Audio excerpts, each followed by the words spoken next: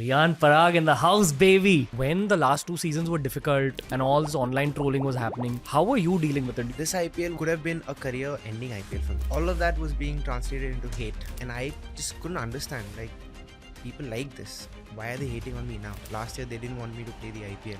Now they're saying I should play for the country. What else that the fans don't see other than just Riyan Parag being third on orange cap? I would like people to see what goes on behind the scenes. If you see after a game, the amount of noises that come from the physio room, it's tough.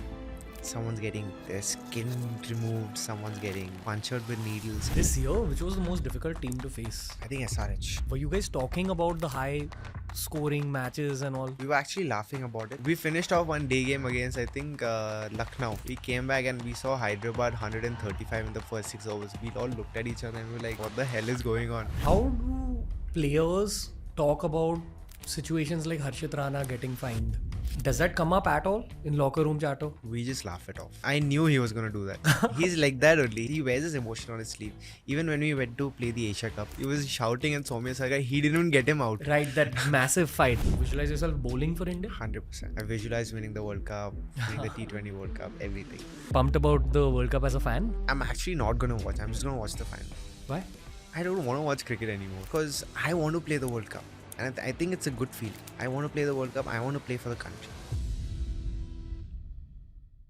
This is one of the most interesting and nerdy cricket conversations. If you're an IPL fan, you know that Riyan Parag had an epic IPL season.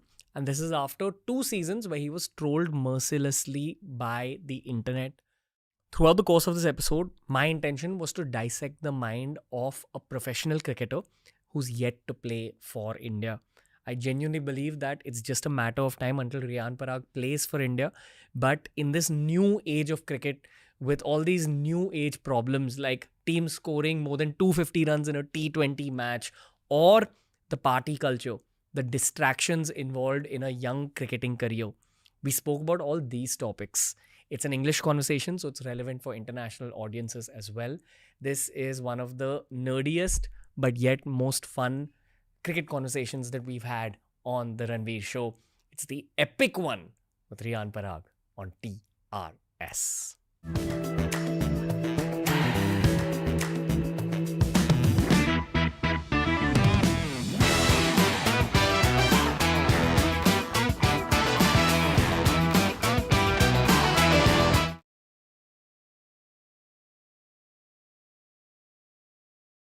Riyan Parag in the house, baby. Hello. How are you?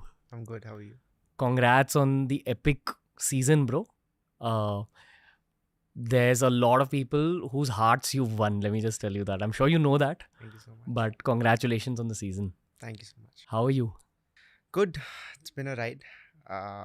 Having some success this year just feels good. Okay. How are you feeling at the end of this whole arc where people have phrases like beard mode activated? Do you feel beard mode has been activated? Not really.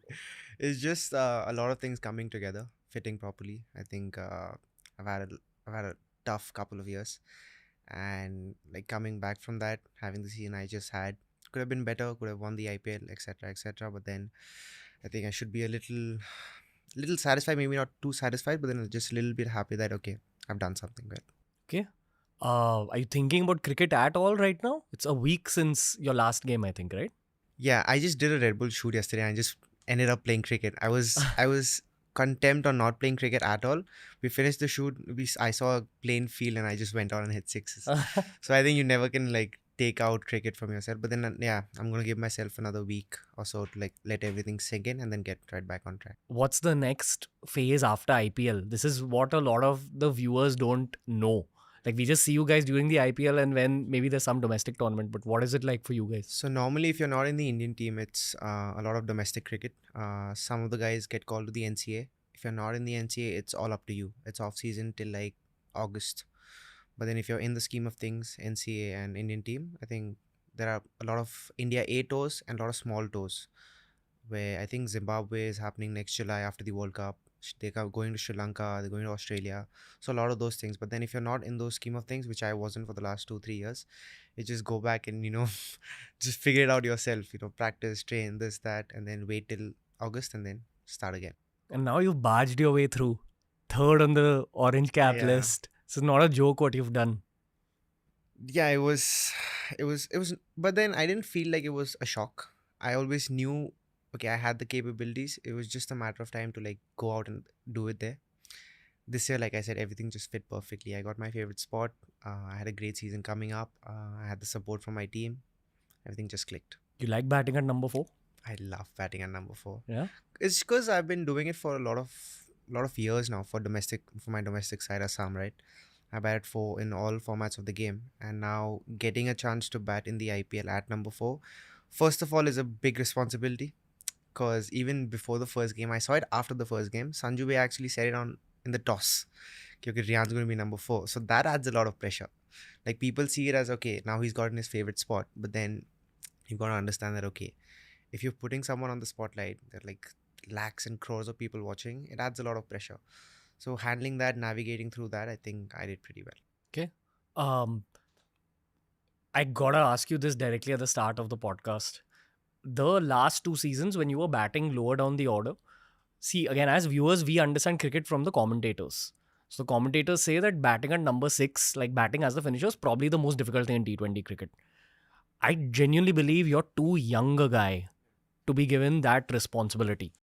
But when the last 2 seasons were difficult and all this online trolling was happening, how were you dealing with it? Do you switch off from the internet? Because that's what all the reels now are about. That, dude, what did you guys do for like 2 years? Why did you all trouble this guy? Give a young cricketer some time. So when you came through this season, I think a lot of these troll pages were feeling kind of bad almost. Yeah. I think the whole cricket fan circle in India was feeling bad. And at the same time, they were feeling really good. Yeah. Like to see the future of Indian cricket perform at number 4 this way. Yeah. But over the last 2 years, how were you feeling? It was tough. I feel now they're using a word that's maturity, and they say maturity comes with age. I do not agree with that. I say maturity comes with pain, and the pain for me was not performing. I could care less about people saying things about me, trolling and etc. Having said that, it does affect you.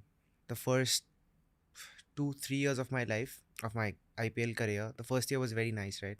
I was 17. I came to the scene, got a 50, etc. Youngest and all of that. Teenagers smacking Yeah, sixes. and I was like, dude, these guys are telling such nice things about me. They've like put me on the top of the world, and I took all of that.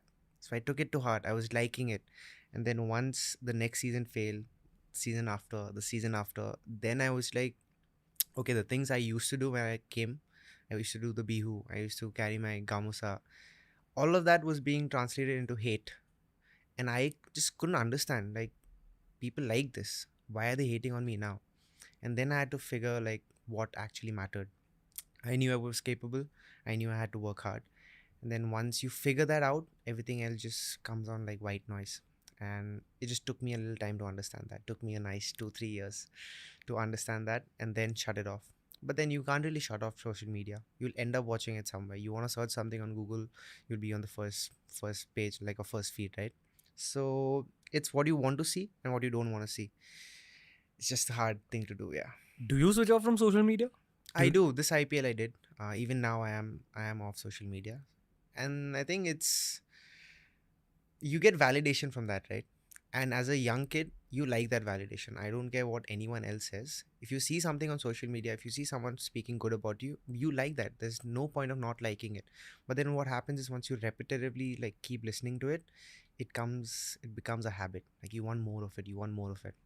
So from shutting that down is really hard. This year especially, because 3 years of continuous trolling, and then this year everyone's speaking about me. Wherever I go, people are chanting my names, this, that, commentators, etc., etc. So this year was very hard, but I knew this was make or break. If I didn't switch off now, I would like get habituated to this, and then I'd want more next year and want more next month. It was tough, but yeah, managed pretty well.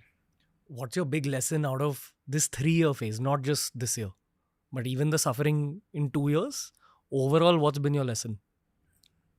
You should have 4 to 5 people who you trust blindly, who are close to you, and their opinion should matter about you, regardless of anything. If they want you to change, you think about it. Okay, I might need to change.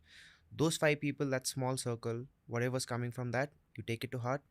Everything else just doesn't matter, because the same person who's gonna bring you down when you're not performing is the same person who's gonna change your mind and just make you play for India. Last year they didn't want me to play the IPL. Now they're saying I should play for the country. Like, you see how fast it changes, right? So I feel that those opinions, who they come from and who what matters to you, is very important. I have a friend called Gaurav Kapoor. He hosts Breakfast with Yeah, of Champions. course. Yeah. Uh, when I didn't know the cricket world closely the way I do now because of the show, I'd asked him about the cricket world. Hmm. And I asked him that what's the best and worst thing about cricket, Hmm. the whole ecosystem. So, best, he said, all the stories, the inspiration that comes up. Yeah. But when I asked him about the worst thing, he said that people don't understand how ruthless it is for the guys involved. True. And that's one thing I've seen with all of the cricketers on the show as well. You guys go through a lot from a mental health perspective, from an emotional perspective. And honestly, I don't think that me at 22, I wouldn't be able to handle what you guys go through at 18. You made your debut in the IPL at 17. 17. Yeah. It's crazy. So I also don't think that you guys have been that active on podcasting on the internet until now. So only now people are understanding your psychology. Yeah, true. But you guys have some very, sorry I'm using the word, but a little twisted reality. It's not a normal reality of a 22-year-old. 100%, yeah. Do you ever think of this when you meet your college bros or school bros in terms of their life? Probably their careers are just starting out. Yeah. And here you're third on the orange cap list. So this is one thing with me. I rarely have a school friend or a college friend, because what happens in Assam is, it's a very narrow mindset. It's sad, but it's true. People look at their achievements and their goals at a certain level. They don't want to dream too big because they're afraid to fail, and there's no pathway. Me starting cricket, there wasn't a pathway or an idol from Assam who had done what I wanted to do. Now, if you go to Mumbai, you'll see Sachin sir, you'll see Rohit Sharma, and etc. So now you know, okay, Sachin sir did this, and played this, scored here, and stuff like that. Assam, we didn't have that. So I knew if I wanted to set an example, if I wanted to do something different, if I wanted to play for the country, I'm gonna have to sacrifice a lot of things. Friends is the most easiest thing to sacrifice, but the hardest thing, because you're what, 12, 13 years old. You want friends, right? You want to go to a birthday party, etc. You want to go have a slice of pizza or anything. But then sacrificing that, I think, has helped me now. I don't really have that many friends.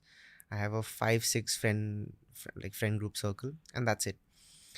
So it's a lot of sacrifice, but then once you figure that out, there's a bigger goal at the end of the picture, and then it just works out. I want to keep this very organic, okay? Yeah. So I'm going to get something off my chest. Yeah.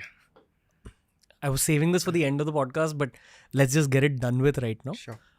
I genuinely believe that you're a future India player, and I think you're going to do something crazy for the country when you get the chance to. Because I've been watching cricket all my life. Sometimes you just know about a certain khiladi when you see that person play, Yeah. the attitude on the pitch. I felt this about you even at 17, but at 17 it was like, okay, let's see what happens going Yeah. forward. The fact that you've mentally come out of this phase and now you've become what you were this season, beard mode activated. Beard mode 2.0. They were saying 2.0, right? Riyan Parag 2.0. Just I'm really rooting for you. There's a lot you of so cricket much. fans even sitting here. All these guys are rooting for you. So you've got a lot of people backing you in terms of where you're meant to go. Thank you so much. How do you feel about that? Do you take that as like pressure? Do you take that as motivation? So now that people are supporting me, now that you've said what you've said, it's very easy for me to take it, but then it's very hard for me to take it as well, because for the larger part of my IPL stint, because in India IPL is the biggest thing. Indian team, it's a separate fan base, of course, but then IPL is the biggest festival that happens in cricket wise, right? So me having to face all of these in the last 3 years is, now anyone says anything about me, I just can't take it only. Like, Detached. I just can't, because I've heard so much and I've taken so many things to heart. I just can't relate to something. Now they say, one of my friends said day before yesterday when I was in Guwahati, like, this commentator said this about you. I'm like, last year that guy was shitting on me. Like, how do I take this? I just can't, because I'm not a person like that. If I see something, I want to know what's going on and then have an opinion, or not have an opinion at all. People out here are having opinion for funs, and it's like they don't care how it's going to make me feel, and they just say it out loud, and it's on national television. And that has like given me this mindset ki, okay, I just can't. No, even if you say something good about me, I just can't really take it. Thanks, you're a well wisher, thank you, but then It doesn't sink in. yeah, just can't. Okay. I guess that's a healthy mindset to That's have, actually a healthy mindset. Yeah, because if you're not taking in all the positives, when the negatives happen, which it might, it's course. sport. It's certain to happen. You're gonna fail 75% of the time in cricket. It's a fact. It's almost like self-defense, Yeah, in a way. 100%. Okay. Your seniors in the Rajasthan Royals team, I think you were blessed with very, very intelligent and experienced seniors. You had Yuzi Chahal, R. Ashwin, uh, Sanju Samson, Joss Butler, Ben Stokes. Ben Stokes, over your whole tenure. What have you learned from all these guys about cricket? Is it, I'm guessing this detachment thing that you're just speaking Yeah. about is one of the lessons? Yeah. What else? I think the biggest lesson was from Stokesy. This was 2020 IPL. I was 18 years old. Stokesy got hammered one game. Like, he was getting hit for sixes, he got out, etc., etc. And he basically lost us that game. Like, it's a team effort, but then that over lost us that game, whatever. So he was sitting in his bus. People are booing him, people are abusing him, etc., etc.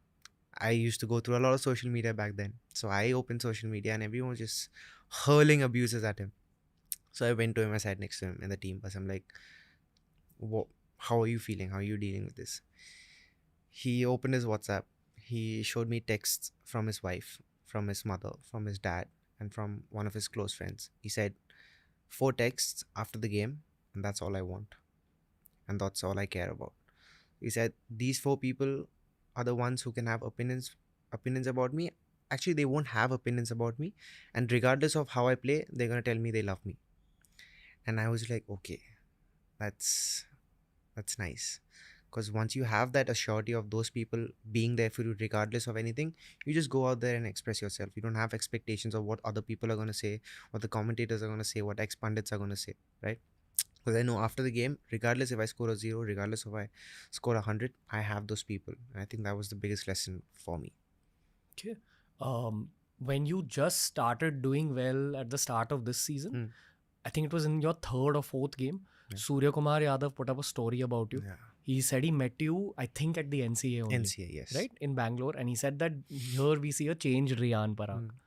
I want to ask you about the change. And another way of asking that question is from a gaming perspective. Yeah. Have you ever played EA Sports cricket? I have. Okay. Name of the game. EA Sports. It's in the game. It's in the game. Or even FIFA for that matter. If you play any sports game and you play a career mode in that game, the player's overall increases. Yeah. Right? Thank you for understanding what I'm saying. Because this is a fantasy of all the cricket I get fans. it. But a player's overall increases. Yeah. Your overall shot up a lot this season. What actually happened to make it shoot up? All of us understand the FIFA or Cricket 07 perspective. But actually what happens in a professional athlete's life to increase the overall? What initiated Surya Kumar Yadav's story? I actually don't know. I honestly don't know. But a lot of people have said, Ki, you've changed, you've this, you've that, you've changed your batting, etc. But personally, I've not changed anything. I was this person before, and I am the same person now. I maybe have worked on how hard I was practicing and how the quality of the practice was, and I increased maybe that. But then, I don't know. I didn't change anything. I just, maybe the small minute things, I did the basic things right. I focused on how hard I needed to practice. I focused on how I needed to practice certain scenarios. That helped me. I went to Nagpur before the IPL, practiced on a lot of things with Zubin Barucha. I think those things might have helped. But then other than that, I don't know, I just got better at shutting people off. Like not letting the outside noise bother me at all. So I think that might have changed. And like I said, number 4. So that was a big step up in whatever happened this season. So a combination of a little destiny Yeah. in number 4 Yeah, 100%. plus detachment. You learned to mentally detach yourself. For sure. And you probably just maybe increased your practice duration Yeah. and quality. Quality of practice, basically. Can you expand on that? Because see, the thing is, if I was a cricketer, I would understand what you're saying. Yeah. I'm not a professional athlete and neither are the viewers. What does that mean in a cricketer's life? So there are certain situations in T20 game, right? Either you open the innings or, like I say, I'm playing number 4 and one of the games are against Sunrisers. We lost 2 wickets in the first over. So now if I haven't practiced that scenario, if I'm at practice, I'm in Nagpur, it's a 22-yard pitch. If I've not shortened it down to 18 yards and I have people throwing at me at 150 Ks, if I'm not used to that doing that, I'm gonna feel that's a whole different situation altogether. But what I did in Nagpur was I got wangers. It's called wangers, people who throw the ball Right. with that stick. So they were throwing at 150 Ks and I was practicing from 18 yards. So that 4 yards is a big difference, right? So once I'm used to that pace, I go to the game, I don't have to worry about pace. That's one box tick mark.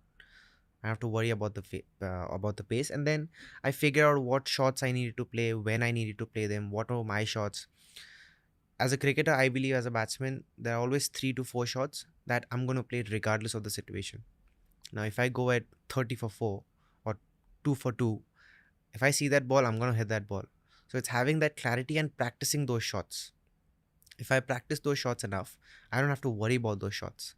Because at the end of the day, once you go into the game, you don't want to worry about shots. You don't want to have to second out yourself, okay, I'm going to play a reverse, but I've not practiced that well enough. So I'm like doubtful. So one option's gone.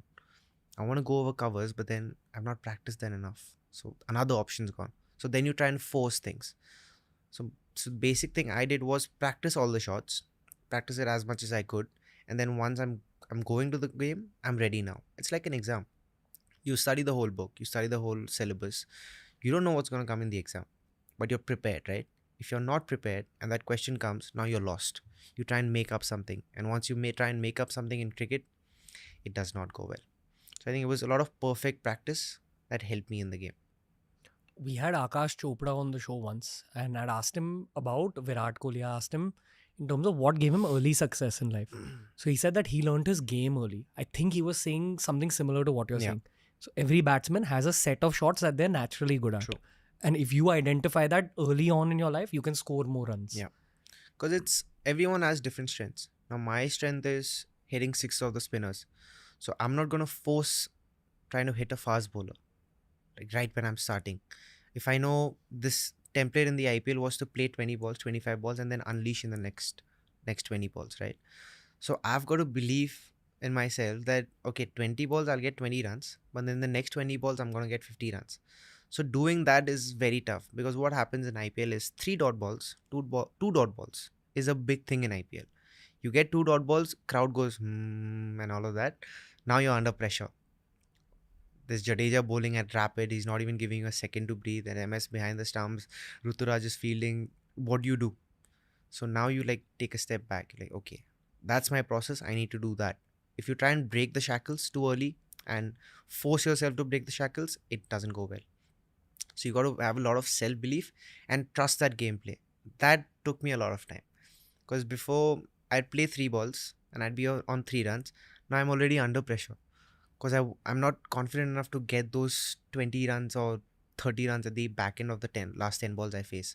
Now what I did was I was like, no matter what I do in domestic, I'm going to back myself. First 2 games, I think I was 30 or 30 balls. Then the next 10, 15 balls, I got like 40 odd runs. And then at the end, it looks great. It looks 45 balls, 80 runs. That's a great innings, right? But then the first part is very key. Trusting yourself. Okay. Even here, I think just your mentality has got +4 points, +5 points from that Yeah. career mode perspective, right? With the arrow. Just Shanti. Shanti has increased. Peace. Peace has increased. It's I've said this before to my friends as well. I'm peaceful now. I think that has come with a lot of assurance, which was always there, but then there was doubt as well.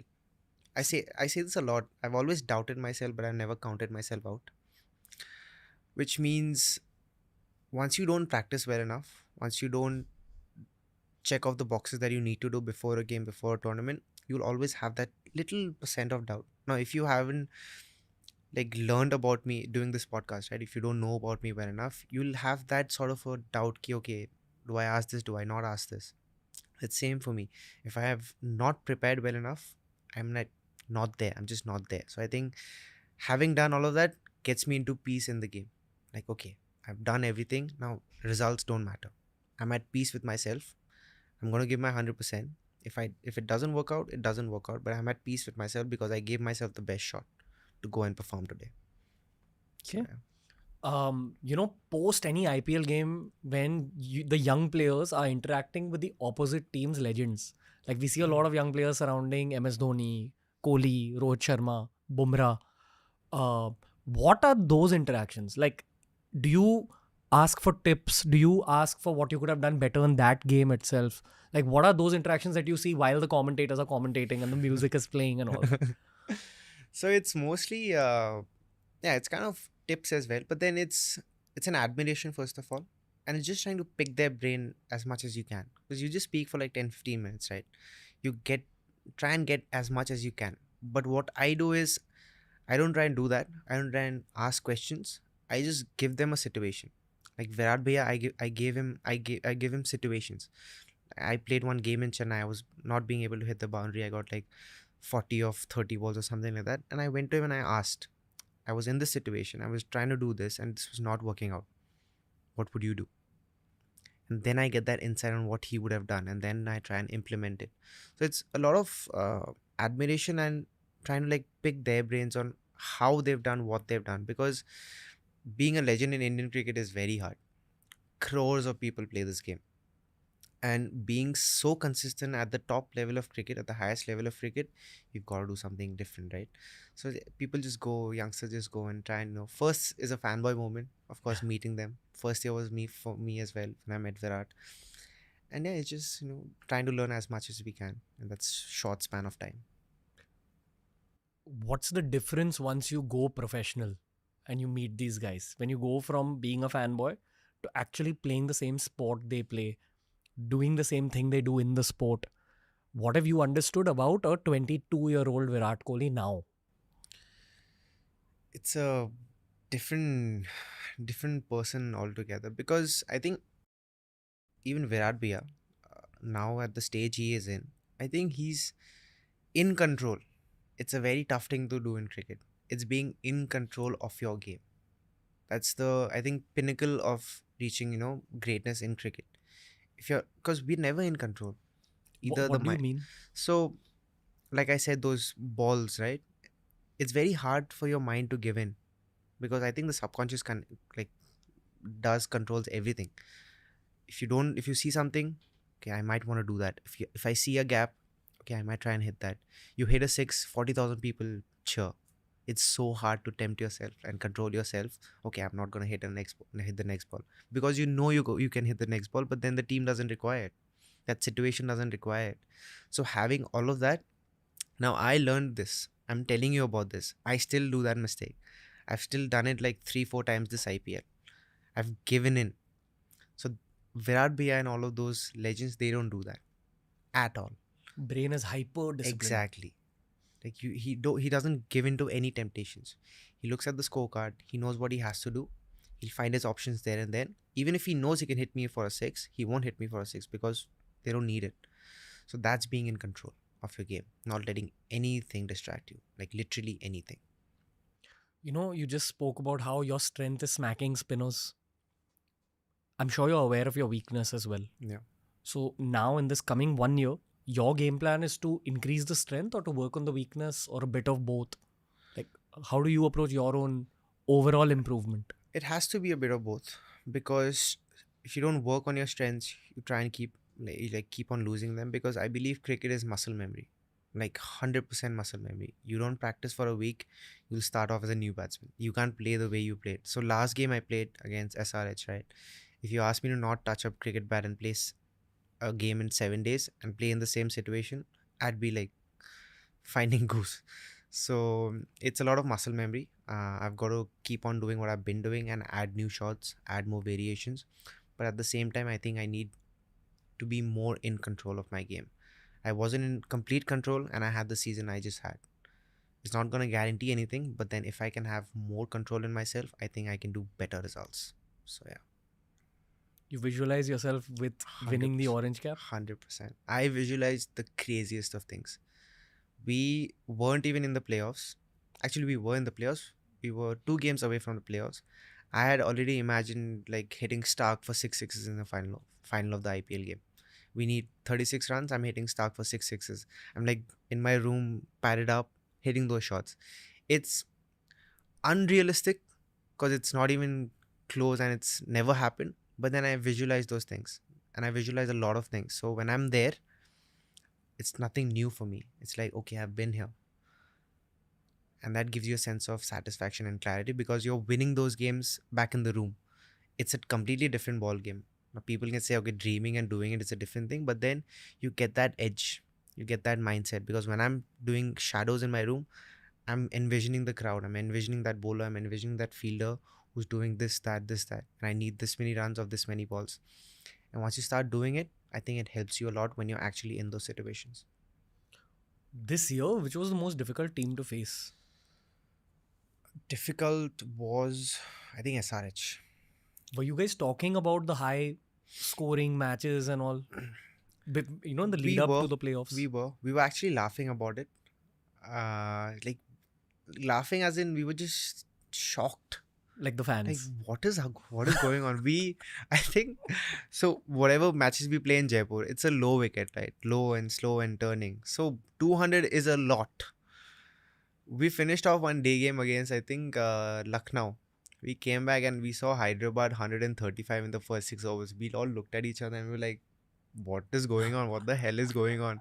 We just struggled to make 170 here in 20 overs.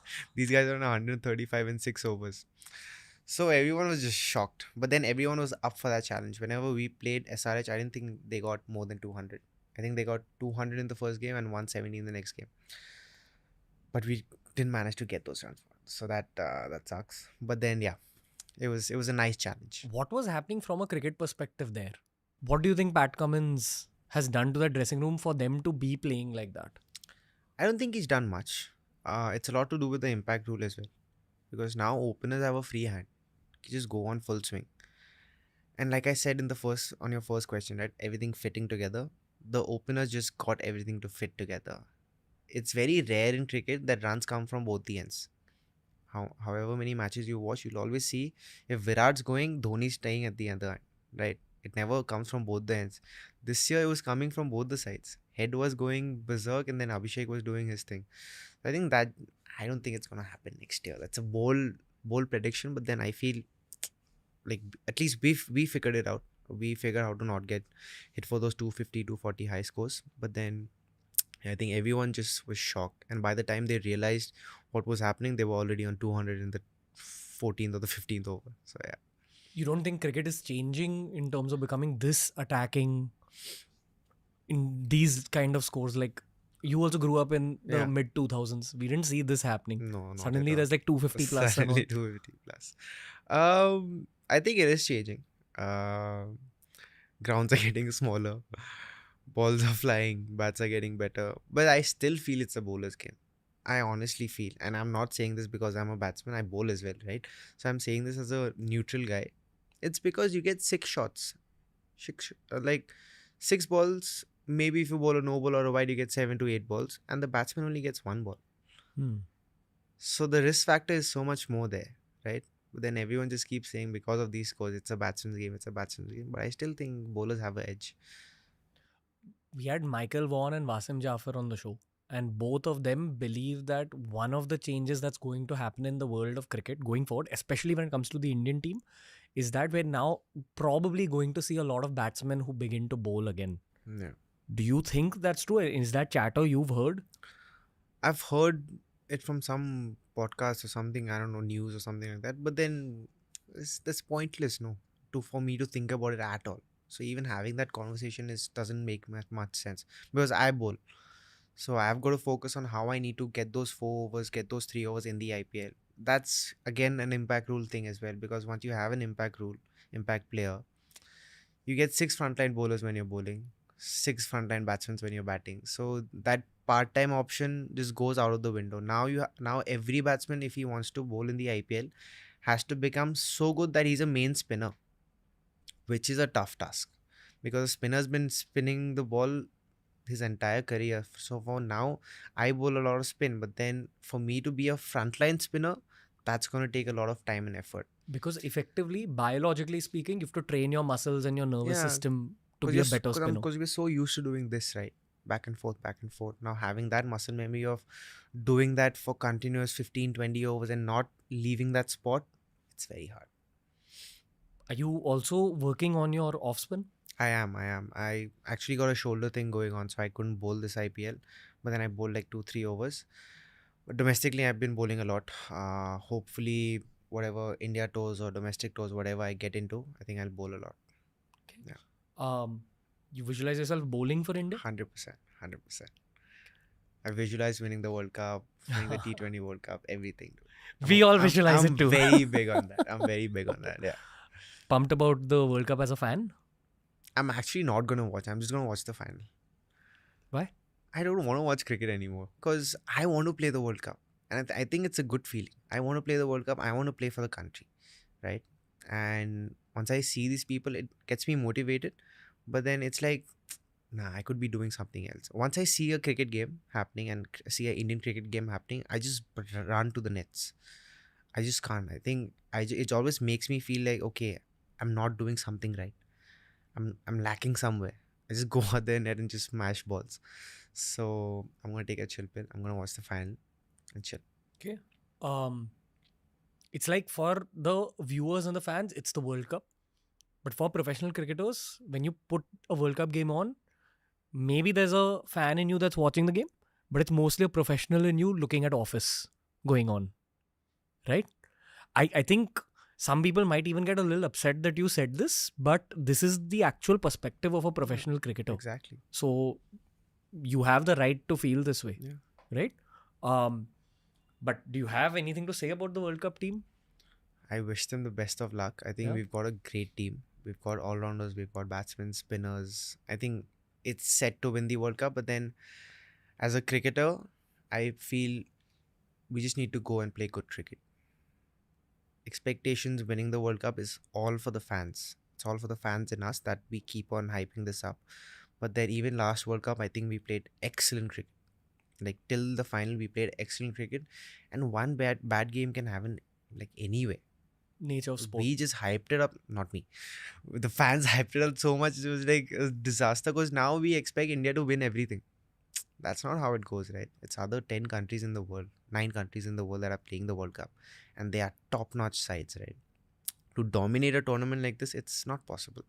And I feel what the players can do, what the cricketer, as a cricketer, what we can do is play good cricket. Did you watch the whole ODI World Cup? Some sort of, I just watched Virat batting. That's it. Why? I like learning from him. The way he goes about it, the way you see him playing one day cricket, he doesn't hit one ball in the air. If he's from 10 to 40, he's just not. He just won't. It's like that risk of him getting out is zero. And he values his wicket. That's again being in full control of yourself. Because one day what happens nowadays, it's 4 people outside the boundary, right? From 11 to 39. 4 people is very less. T20 it's 5. 4 in a one day game is so many gaps. You chip it over mid wicket, it's a 4. You just sweep it very fine, it's a 4. You go over covers, it's a 4. So many temptations, but he just doesn't give in. And that's so hard to do. How do guys your age look at ODI cricket now? Because again, fan chatter is that is ODI cricket fading away? Is it just going to be reduced to a World Cup? What is the chatter amongst people like you, Dhruv, Jurel, all these upcoming guys? How do you all discuss ODI cricket? So me, Dhruv, Jaiswal, we just want to play test cricket. Like, of course, T20 cricket is very fun, but then both like the trio of us, we just want to play test cricket. We want to win games for India, and Dhruv and Yashashvi just winning that series is a big motivation for me because they shared stories, how the game was going, etc., etc. Because that's like the real test, and that's why it's called test cricket. It's 5 days against the world class side. The pitch is wearing, the pitch is tearing, the ball is bouncing. Every day there's a variable bounce. Every day the wind is changing. Every day the weather is changing. There's so many variables. That's what makes this such a great sport. You can't control anything. You can't control the weather. You can't control what the bowler is going to bowl. You can't control what the umpire is going to decide. Even if you've not nicked it, you might be out. That's what makes it so fun. And I think Test cricket is the highest level of cricket, and we all youngsters want to play it. Okay. I visualize you being a very attacking test batsman also. I do it in Ranji Trophy. You should come watch me in Ranji Trophy. Yeah. Very attacking. Yeah. That's your natural game, right? Yeah. Is your natural personality a little like aggressive? And I'm not saying this in a bad way. In terms of, is there a lot of intensity? Because I personally feel sport reveals character. Sometimes when you're watching someone bat or bowl, you can tell a lot about the human inside. Are you a naturally like aggressive guy in person? Yes and no. I think I was very aggressive, like generally in life. But I think the last year and a half has calmed me down a lot. Channelized aggression. Yeah. I think just focus on what I need to be aggressive on, focus on what I need to spend my energy on. That's been very big for me. So I've just been very selective as a person or how I want to channel that aggression and put my energy into things. So yeah.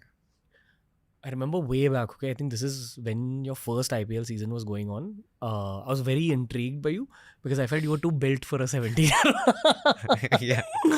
You had guns. I get that a lot. Like you're too built. And I used to attribute your six hitting ability to your musculature a little bit. That this guy has more muscles than a normal 17-year-old. True. Correct thought? 100%. Like, do you need more muscle mass to be able to hit more sixes? I think it's a lot to do with your core and your back. Muscles are for show. That's you like taking out Yorker balls. That's like 5% of your 100% game. That's what the biceps and these guys do. It's a lot of core and back work.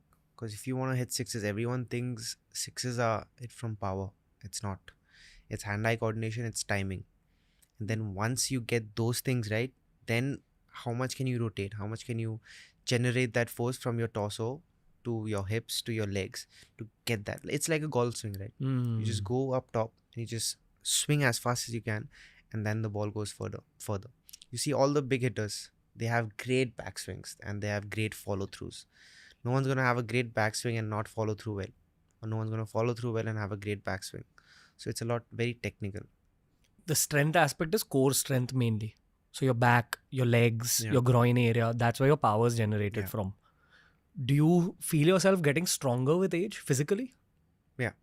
Your core is getting even stronger. It gets stronger. I think muscles like form better. Muscle joints, they just form better now. And now once you grow up, you get exposed to a lot of things, like a lot of knowledge on what to exactly do to keep that in shape. Because when I was a kid, I didn't have that much knowledge. I just do whatever I wanted to do. Now you have a set routine, so you keep that power. You know how to recover well, so you're not tired after every game. It's a lot of science actually, which we don't do, the trainers do, but then a lot of information, a lot of tools available, machine guns, cryo machines, recovery pumps, game readies, so many things. So I think it's a combination of all those things to keep you fit and to keep that power increasing every day. And then once you reach, I think, I don't know, 30, 33, then it starts to like fade away a little bit. But then I'm not 33, so I won't really know. Long way to go. Long way to go. I don't want to think about that.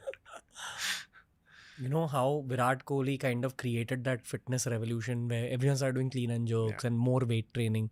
And I think you guys, like your generation of cricketers, is living through that throughout their career now. Like fitness is a norm probably for you guys. Everyone does a little bit of weight training at least. I've been doing CrossFit since I was 13 years old. Oh, really? Yeah. Since I was like 12, 13 years old. Since the whole meta came out that everyone had to do CrossFit and everyone had to do weight training and stuff like that. So that's why you see me a little jacked when I was 17, because I've been doing that for the last 4 years. Your dad introduced you? No. So one of my dad's friends, Nishanto Bodloy, he's a faculty member at the NCA now. So he introduced me to it. He did his ASCA level coaching and all of that in Australia. And then he introduced it to me. And then I saw great results because powerlifting, weight training is very explosive. That's what we need in the ground. We want you to go run, change directions, jump from one place to another, get that rotation, run fast, jump, catches, dives, and etc. And I think that related a lot to CrossFit, because CrossFit is a lot of that. It's rope climbing, it's clean and jerks, it's powerlifting, it's pushing, pressing, and all of that. So I think I got introduced to it very early, and I was lucky. So I got Damn, that dude. base sorted very early, and now I can just build on it. Must have given you a huge edge as a teenager, Yeah. right? My yo-yo scores were high. My weight, like powerlifting scores were high. My jumps were high. Still are. I think that was incredible. For Still doing CrossFit? it's always now it's not as regular because I was getting into it back then. Like I had to learn everything. So now that I know everything of what the exercises are, now I can just incorporate once a week, twice a week, thrice a week, stuff like that. Whatever's good for your cricket. Sorry? Whatever's good for your cricket, Whatever's you good end for up. my cricket, yeah. I end up doing. Damn, dude. Yeah. There's this quote which says that sport is the most legal form of war. True. True. Feel Very that? true. They say it's a gentleman's game. It's not a gentleman's game. You feel anything when you see that helmet or what? We can actually wear that as a helmet. Just get the eyes a little wider. I can bat with that. I meant like, I mean, at least this is what I've realized from all the sports people I've met. And this is also people like Neeraj Chopra who play individual sports. There is an element of being a warrior within that professional.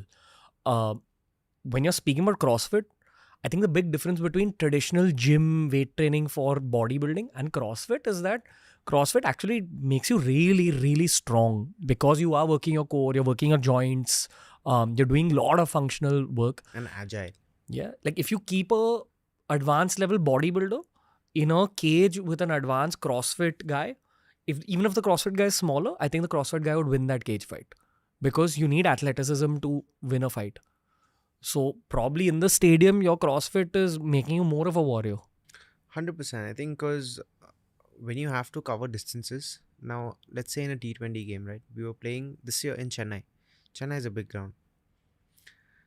Long on to long on is at least, let's say, 60, almost 180 meters, like one end to one end. You have to run that every over for 20 overs. You're going to cover a distance of 10 to 12 kilometers in a game in a span of 90 minutes. So for you to do that in full sprint, and it's not jogging, it's full sprint, right?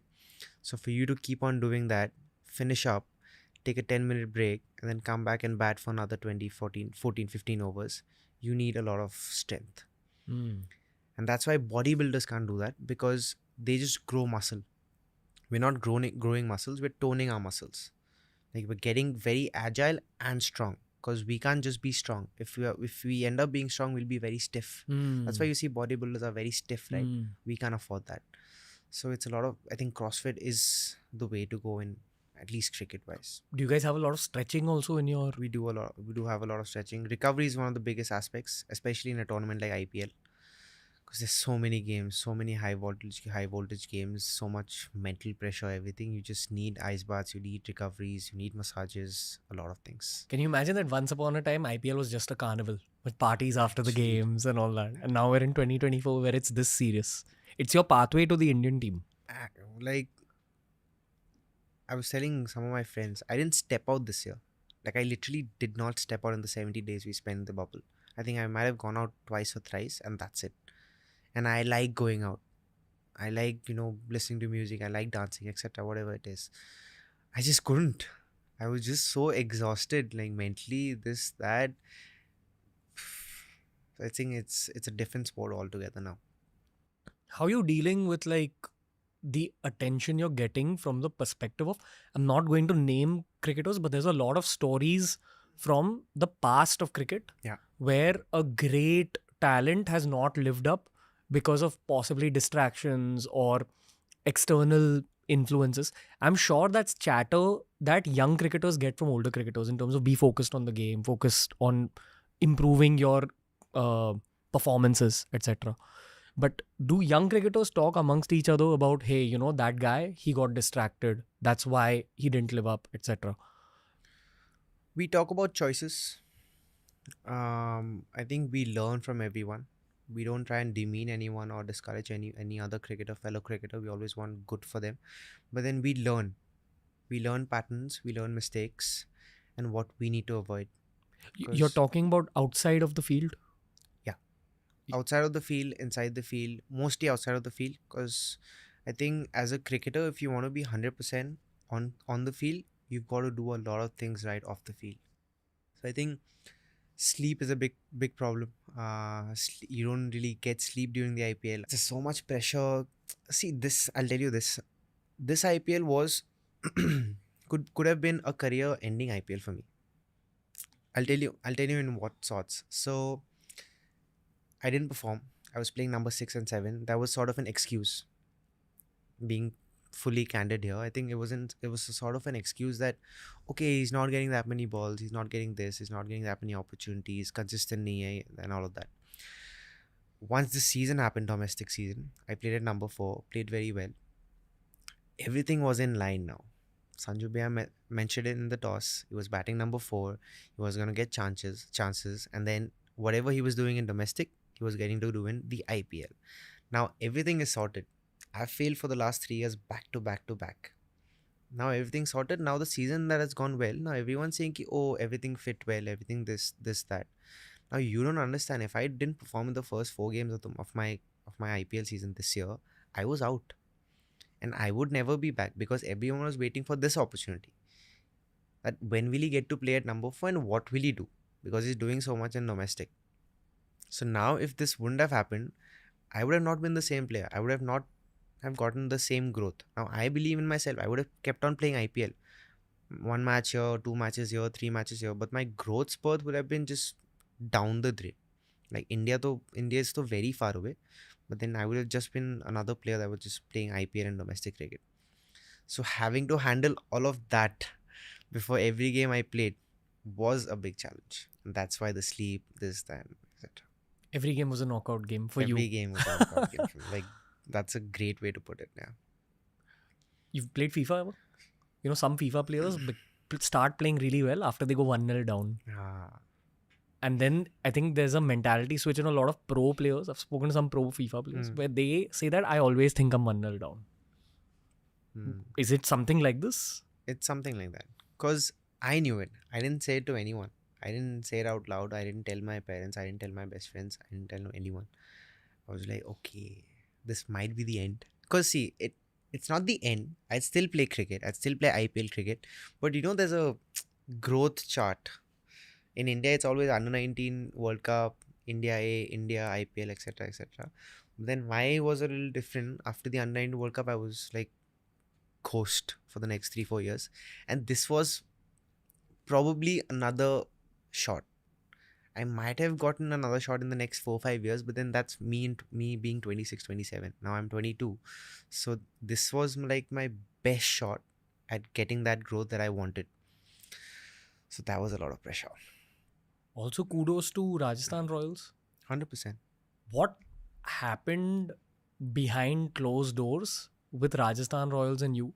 Because there's a lot of positive cricket memes about how no one credits this franchise and how they took care of you and backed you. What's been their role in this whole journey for you? I think it's been a massive role. Them helping me practice off season, off camera. Only when the IPL is going on, that's not when I practice with them. It's when the domestic season is going on. We've got an academy in Nagpur. I can just go whenever I want, practice for 4 days, 6 hours a day straight, and just practice and come back and play the domestic seasons. And them having that support, showing that faith that okay, this guy can do it. But having said that, now all I heard in the first 5 to 6 games in the IPL was, oh, Rajasthan backed you, oh, they backed you, oh, this guy backed you, oh, that guy backed you. But I'm like, you don't back someone for no reason, right? The practice games that they don't telecast, I'm getting hundreds, I'm getting 90s, I'm getting 70s against the Rajasthan Royal teammates. And that's why I keep on playing. I have good domestic seasons. That's why they come again and take me in the IPL, right? So everyone just diminishes that fact. Because what happens in India is, when I was failing, it was me failing. Now when I'm succeeding, it's everyone who's around me that is succeeding. It's not just me. And that kind of is sad, because when you're down the spiral and when you're not doing well for those 3 years, everyone was just saying, okay, this guy is shit, this guy is this guy is that, he doesn't know how to play, he doesn't know how to score runs. Now everyone's saying, oh, this guy helped him, oh, this guy helped him, oh, number 4 he got, oh, this happened. So it just goes like that. I think one of the hardcore lessons I learned too late in life, probably at 29, was that all failures and all successes, none of them are just your own. There's just like too many people involved in both, Yeah. right? I don't know, man. That's just how I look at life, though. Um, I gotta ask you a little bit more about RR because we're supposedly going into that mega auction now. Again, what are the young players talking about the mega auction? One. Two, I remember at the time of the last mega auction, with the team that RR had assembled, everyone was like, dude, this is a very, very solid Yeah. auction strategy. And now for that whole team to break up again, I am totally on that end of the spectrum that hates mega auction Yeah. as an idea.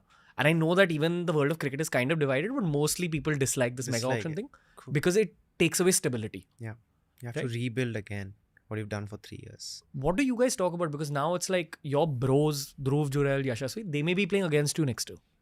How do you feel? Retention is going to be a big thing. They are saying, I've heard rumors that there might be more retentions. A lot of people have spoken about this on air as well. There might be 6 retentions. But then it's a simple thing for us actually. We try and see what we can control. I've spoken to Dhruv, Yash and I have spoken. It's like we want to play together. We want to play together till we like end cricket and be in Rajasthan Royals. I've always had that thing that I don't want to leave a franchise. I want to play for one franchise only. That like gives me a kick. It gives me a sense of, accomplishment. Okay, like When you play for the name at the front, they remember the name at the back. exactly. So now we've just had chats ki okay, this might be a last season. This might not be a last season. But then there's no point really thinking about it. Memories, we've made memories, etc. etc. But then now all we can do is just see. If they choose to have 6 retentions, we might be all in the same team. But then if they just have 4 retentions, we might go here and there. But then yeah, that's not really much to talk about. I think for the sake of better fan culture, there should be maximum retentions. There should be like I 6 think to there'll 8. be 6, yeah. 8 is a lot, but then I think 6, 4 and 2. Yeah. 4 Indian, 2 overseas. Will equalize. Yeah, The that gives you teams. a sort of a core. Okay, you can build a team around that. You can have another 6 players and you can build a team around that. So, and they'll have to up their purse. I think they're doing that as well. So I don't know how it's gonna go. It's too far away. I'm gonna enjoy this. Stay on TRS. Stay on Talk TR. to me about FIFA. Talk to you about FIFA and overall jumping. You're a fun guy to talk to, bro.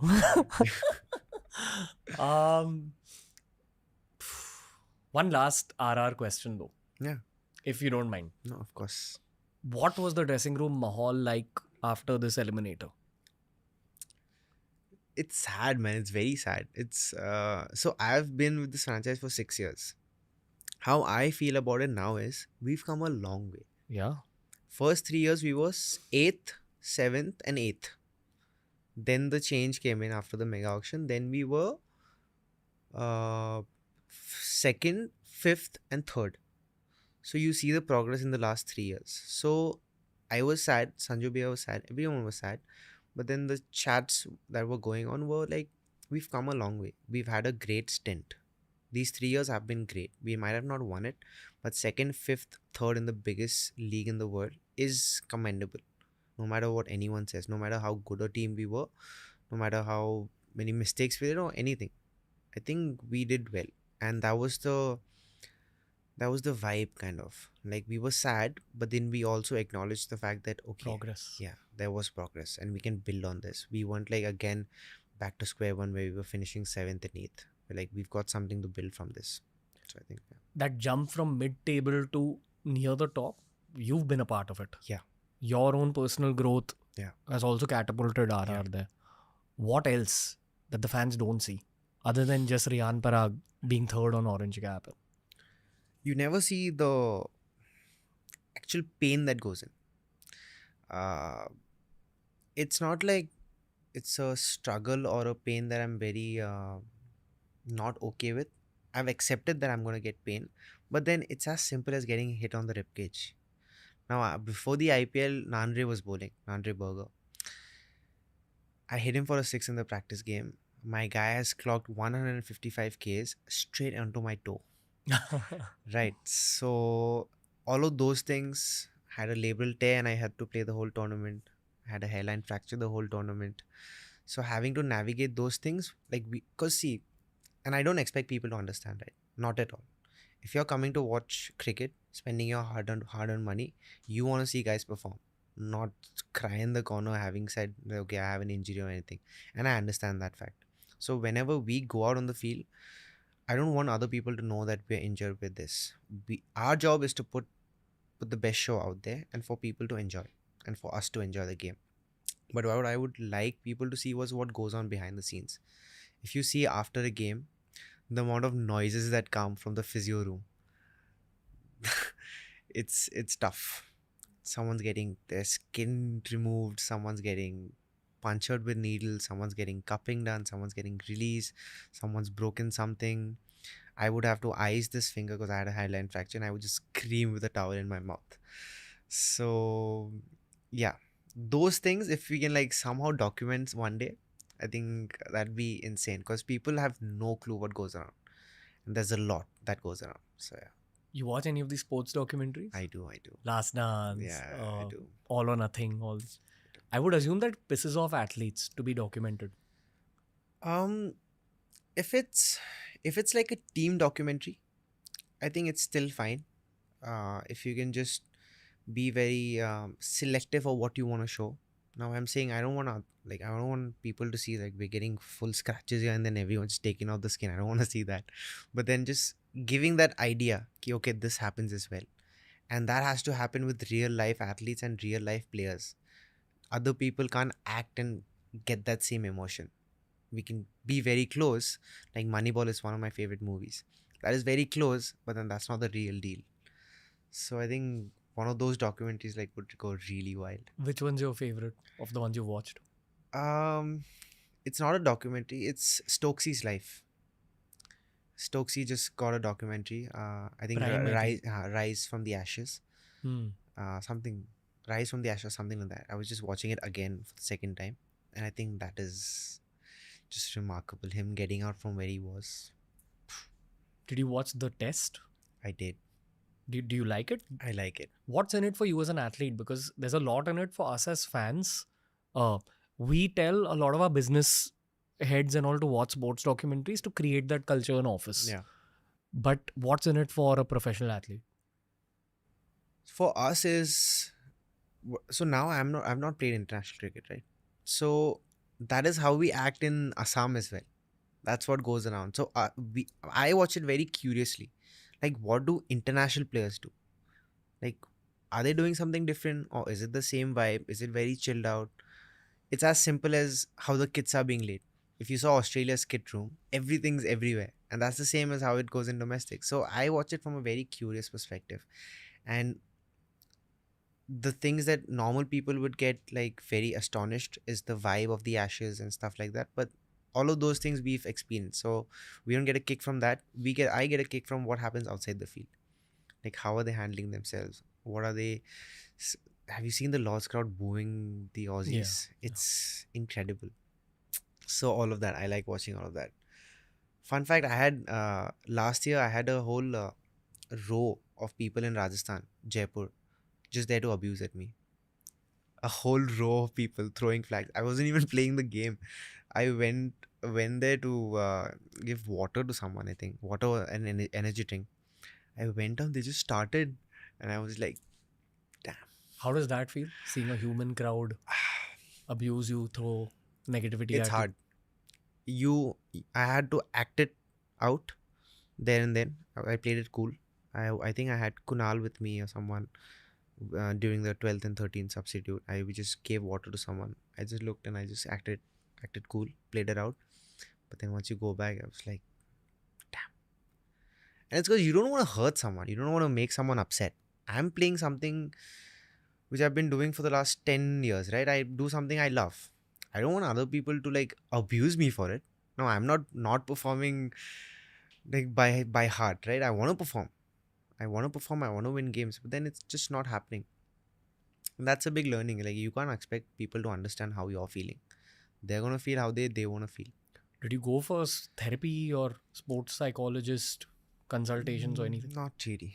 I'm a big believer of figuring things out myself, and I did. So that belief is even stronger now. How does it feel when you win your team a game and your mom is in the crowd? It's just so wholesome. It just feels amazing. She was here in Mumbai when I won the orange cap. She gave me the orange cap. She made me wear it, and yeah, that's just cause see, mom and dad have seen the true struggle. Me not coming out of my room for days, eating the same bland food every time, and it's not like a diet thing.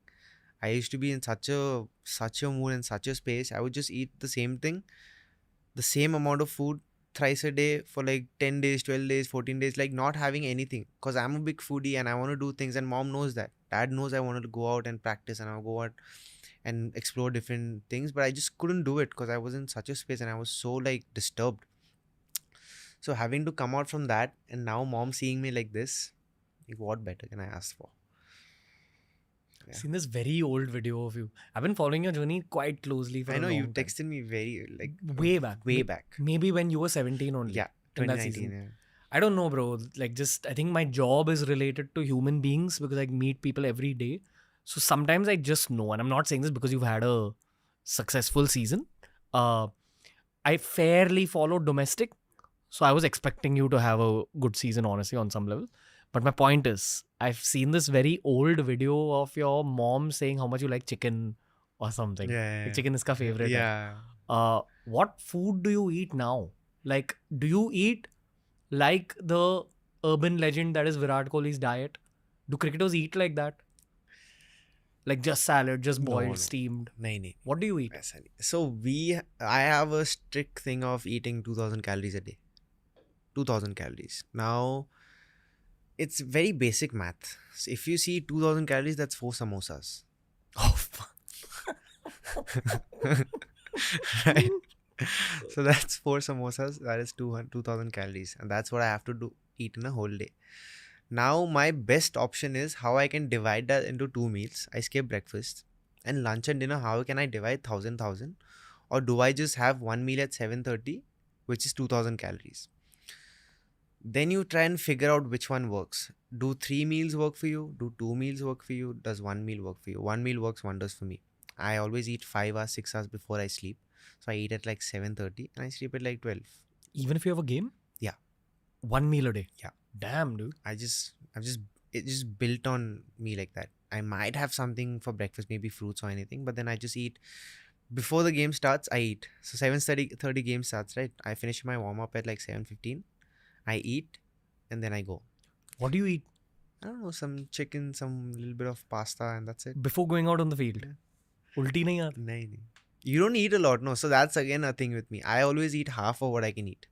Oh, So okay. if my capacity is 4 rotis, I will always eat 1 roti or 2 rotis. Now food has honestly become like a chore for me. अच्छा ठीक है खाना है. And I love eating food. Now I'm on vacation. Now I'm going to eat whatever I want.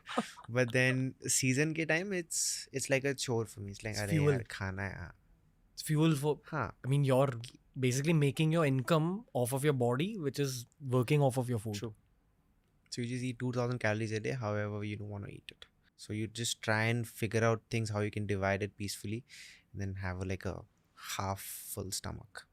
Do you guys use protein shakes and supplements and all that also? A lot of players do. I have never touched a protein shake in my Really? life. Yeah. No protein shakes, no protein bars, nothing. I've never had a sip of it in my entire life.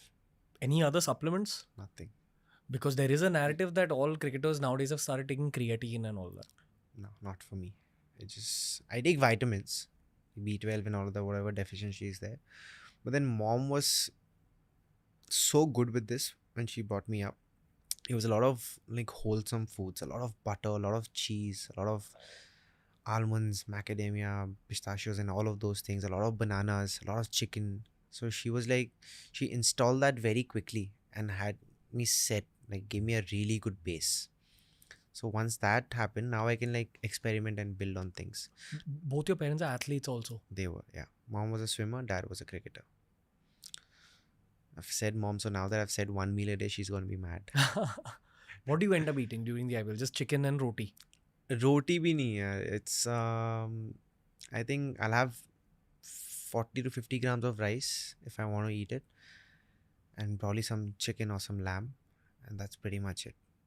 Or I like pasta a lot. So if I'm doing one meal a day, I can either have a spaghetti bolognese or like a chicken risotto at night at 7:30, and then just call it a day.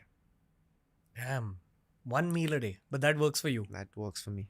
What about, okay, I'm just for the sake of brotherhood. Dhruv, Jurel, Yashasvi, because they are in your generation. वो खाते हैं. Jaiswal is तो full on.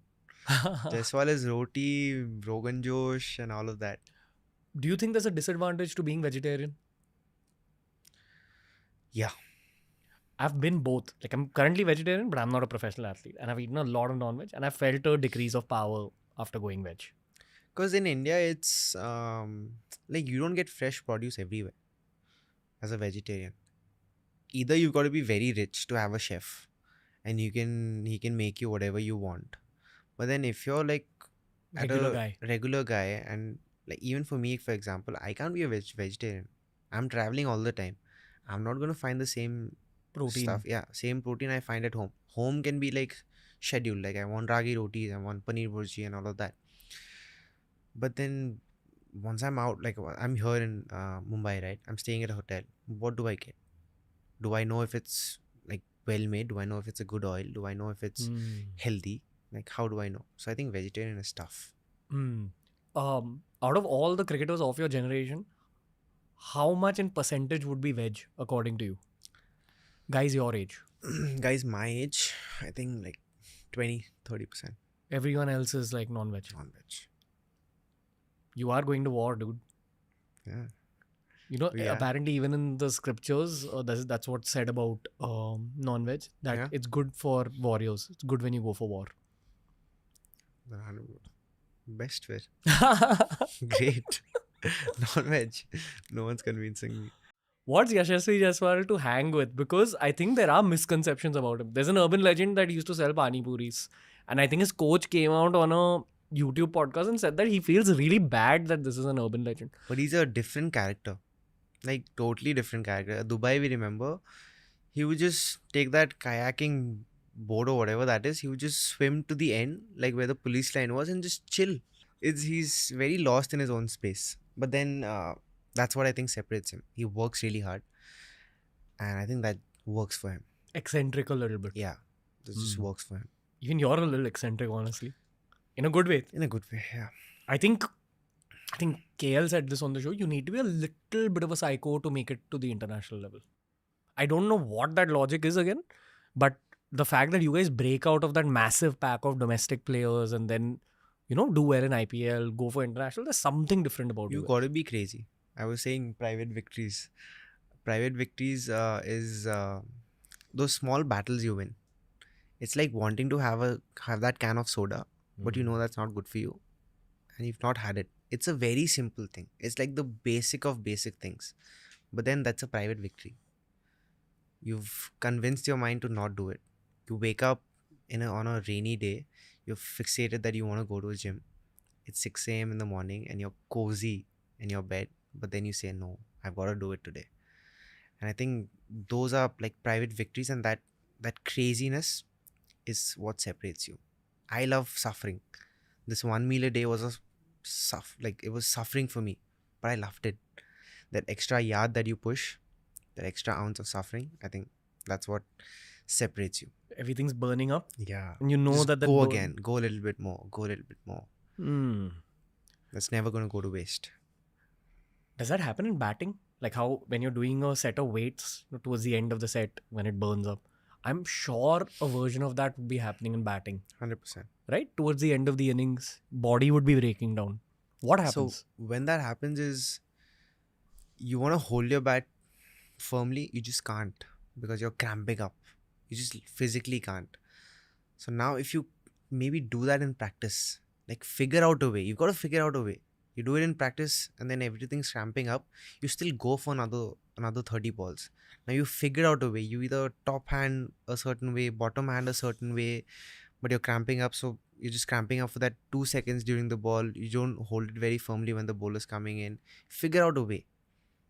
And once you do that, and you can do actual good practice when you're in that situation, game, if that happens, you figure out a way, you know how to do it. And that sets you apart. Because you're going to be fatigued, you're going to be tired. There's going to be hot days. Chennai is hot. Guwahati is hot in a day game. But you've got to figure, no one cares. No one cares if you're tired. No one cares if you're exhausted. No one cares if you're sick. They just see the scorecard. Yeah, the scorecard talks. That's why when people say, oh, this guy got dropped, like his catches got dropped, I'm like, boss, that's not on the scorecard. Scorecard shows runs, wickets, overs, and that's all you got to worry about. Just figure out a way to get that done, and you'll be sorted. Hypothetically, if you're asked to open the batting, would you? I opened for like a good part of my life. I was an opener till under 19. So when I played the World Cup at 16, right? So I was opening only. And then Rahul sir came in and Prithvi and Shubman had to open. So I went to number 5. And then I've always loved number 4 and 5 then. Now I don't think I'd go and open. I think number 4 is one of the toughest roles. You've tailor-made your game now for number Yeah. 4. I take that time. Pressure is a small word, but I think there's a lot of things that go into number 4. Because if you lose wickets early, like if you lose 2 wickets early, you have a lot of thinking to do. Because you can't throw your wicket, but then you got to get runs as well. So it's a lot of It's a nuanced role. yeah, it's a lot of calculating. It's fun, but that fun comes only when you've practiced enough. Only when I've got my 40 of shots or got my range of shots, and now I know what I need to do. Now it's fun. What to use when, who to use it. So number 4 is nice. How do players talk about situations like Harshit Rana getting fined? Does that come up at all in locker room chatter? We just laugh it off. I know how Harshit is. Harshit and I are really good buds. I know how Harshit is. How is he? I knew he was going to do that. He's like that only. He wears his emotion on his sleeve. Even when we went to play the Asia Cup, he was shouting at Soumya Sarkar. He didn't even get him out. Right, that massive fight, right? Someone else got him out. And someone else took a catch. He's just shouting at his face. I'm like, Harshit, run. But then he's just that character. Why did that massive fight happen? See, Bangladesh, I can assure you, as Indian cricketers, the ones that we went and played the Asia Cup, we did not initiate anything. It's very simple. I told my guys, because I know Bengali, I teach them whatever I had to teach them. And I was like, if they say something, you can just reply. But then let's just not initiate everything because it's just not cool. So they started it. And then our boys, we are not going to stay quiet. No, we gave it back. It's the end of it. Harshit Rana is also a future India player. Yeah, 100%. The way he's bowling, the way he's developed, if he can keep go injury free, I think he'll be a force to reckon with. Did you know that when you were playing under 19 with him? I didn't play under 19 actually. I played a Ranji Trophy 2 years back when he just came in. And then we did some camps. We played the Deodhar Trophy. We played the Duleep Trophy. We played the Asia Cup. And then I got to know him. I was with him for like 2-3 months. And then I got to know how he actually was. And I think he's insane. What is special about him? Like, how come he's come through now? You know how he's so aggressive and he wears his emotion on his sleeve? That brings out the best of him in high pressure situations. Like Shrishant. Yeah, because it's very hard. What happens is that game against SRH versus Kolkata, Klaasen was batting at 60 odd and they needed like 13 or 15 runs of the last over. First ball for 6. They won the game by 4 runs. Doing all of that, you need to be a little crazy. That again, crazy thing comes too. He's getting the wicket and he's screaming, he's shouting, he's kissing someone, he's pointing fingers. And I'm like, yeah. Chaos is needed. Yeah, chaos is needed for you to pull off something like that. And I feel that's working for him. The antithesis of this chaos thing is your bro Dhruv Jurel. Like, I feel he's too calm a guy. And then his Instagram profile says Mamba mentality. Yeah. I'm sure he has Mamba mentality. You can actually see it in his eyes when he's batting. But from seeing his demeanor, like seeing his calmness, you wouldn't think that this guy is also crazy. What is Dhruv Jurel like? Dhruv is the hardest guy at practice. Who like it's hard practice. It's not like it's not for the softies. It's like hard practice. I tell you those cram things, right? That happens to him almost every practice. He's like that. He he just feels happy when he works hard. If he doesn't get runs, he'll work even harder. Like that just goes on. Even this IPL, he just kept on working hard, and that's been going on for the last 2 years. I've been in with him for the last 2 years. We share rooms, we do everything together, and I've just seen him. He's a fun guy. He's a very fun guy off the field. We go out, hang together. He loves his coffee, etc. But then at practice, he's just like I said, mama mentality. Yeah, like just get shit done, regardless. So I think audiences are seeing it now. yeah. That's the thing about cricket, man. Like, there's all these backstories which audiences just see after a certain Exactly. point. Who's like that in terms of young players right now who audiences haven't noticed yet, but you know someone's going to pop? Dhruv is one who just did. Other than him, I think Abhishek. They don't know Abhishek's story yet. Porel? Purel, both Abhishek Sharma and Purel. Sharma's just popped up this season, but I think they don't know the backstory yet. The way he practices, the way his life is, and how hard he's gone through it. He's not brought that up, I think, yet. But then he is someone who practices really hard. Abhishek Sharma. We see him flamboyant and out there, but Chocolate boy. chocolate boy, whatever it is.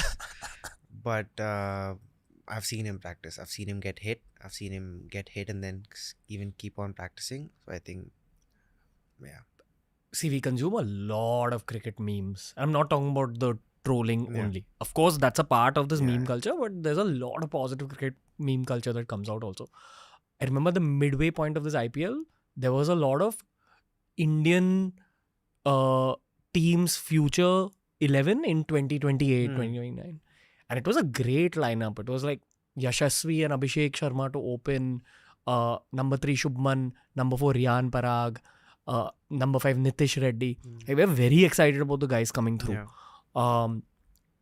What excited me personally was, again, a lot of all-rounders. Yeah. Like both you and Abhishek can bowl. Nitish as well. Nitish, definitely. It's very exciting to see this new crop. Yeah. You're a football fan also? Kind of. Okay. But for fans, when we see a lot of young players emerging together, we always see this as India fans, honestly. There's always a new crop. Always a young. But there is something special about you guys, especially from this all-rounder attacking perspective. Are you guys aware of this, or everyone's just carrying on quietly with their own? I think everyone's carrying on quietly. Everyone knows that we are the next bunch to play for the country, etc., whatever it is. But then that's, I think, something for the future. If that works out, how these people have actually said it's going to work out, it's great. It's going to be great because all these guys, all of us, we play a different brand of cricket. You see, someone's going on a hat-trick ball. If it's up, he's going to hit it for a 6. It's stuff like that. So we are not bothered by how the situation is like, and by situation I don't mean game situation. I mean like the tense, the hype, whatever it is. We'll go on and do our own work. If I want to go and hit a 6 and I've gotten the ball, I'll go hit a 6, regardless of everyone booing or regardless of everyone being in a low mood or whatever it is. So I think that is going to be the X factor that changes how we play cricket, how India plays cricket. Hopefully, fearlessness, Even further. I don't know if you're too young to have watched Saurav Ganguly. I watched a little bit. Little bit? What's your earliest cricket memory? I actually met him in 2008 at Eden Gardens. So I was like this much. So What's your earliest memory of watching? watching Dada was, I just remember, I think, which World Cup was it? 2007, something like that. He was just stepping out and hitting over covers. Andrew Filtoff, anyone. Ashley Giles was bowling, was stepping out, hitting huge 6s. I was like, that's something different. I remember I was a kid when he got captaincy, and that was where the fearlessness began. It increased quietly with MS Dhoni. It increased a lot more when Kohli got captaincy. And I see you guys as like that final form of Yeah. fearlessness. What's your earliest memory of watching cricket? I think I watched my dad play when I was 6 years old, 7 years old. I watched a Ranji game, Assam versus Railways in Assam. I think that's my earliest memory of actually watching cricket. Then I started playing cricket. So yeah. You knew you'd be an attacking batsman when you began. I didn't know how to hit a ball. My dad didn't teach me how to hit a ball till I was 14. So then, That was like, you learn. So- You'll end up figuring it out. what And will I you do? actually did figure it out. Because what happened was, I feel hitting a six is an extension of a defense. Defense is here, six is here. Mm. So he made my base so strong that now whenever I play Ranji Trophy cricket, I'm like that. So, and whenever I want to play T20 cricket, I can hit. So that's what he wanted to install in me. It's like, get your defense sorted. 14 years, I didn't think he ever let me hit a six. I didn't hit a six till I was 14 years old. 15, it just came once in a game. It just came by itself, and dad was watching it like, told you.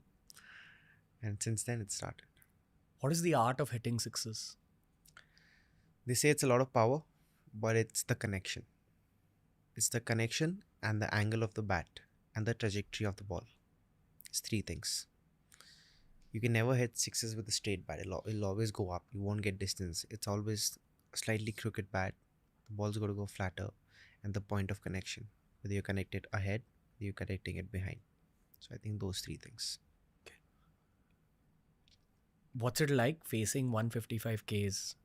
Or, I don't know, what's the fastest you ever faced? 155. Burger? And like in the IPL, have you And faced? Koitsia was 150, Nokia was 150, Rabada bowled 154 when I first came in. So yeah. What is it like for your eyes? It's tough. That's why I said no, I practice with from 18 yards. 150 from 18 yards. Gives me 4 yards of advantage. I get that extra 100th of a second to react. But then you can't pre-plan when you're playing that high level or that high speed. Either a scoop and everything is fine, but then rest of the shots you can't pre-plan. You got to watch it and hit it. You're effectively training your nervous system better to play the fast bowlers Yeah. better. Because if you find something quicker, that 150 is it's never gonna feel like slow, but then it'll feel relatively a little bit slow. Okay, this feels adjustable. Is there a difference in the power you'll put behind hitting a six off of a fast bowler versus hitting a six off of a spinner? Yeah. Because Fast bowlers, you use the pace. Spinners, you generate the pace. So it's two different things. Damn. Okay. Yeah. Are you getting bored in this Not at conversation? all. Because I'm like, I like talking cricket. you're a cricket nerd in your heart. It's a new thing actually. I've started liking to talk about cricket. I used to hate talking about cricket. But then I've just got this, I don't know. I like staying in my room, shadowing, watching cricket, talking cricket. The beard has changed a lot. Beard has changed.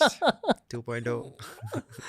I'm trying to dissect your head, bro, because again, as fans, there's certain things we want to know about cricketers in the world of cricket. And I've said this in a lot of the episodes, but I don't feel like you guys are asked the right questions. True.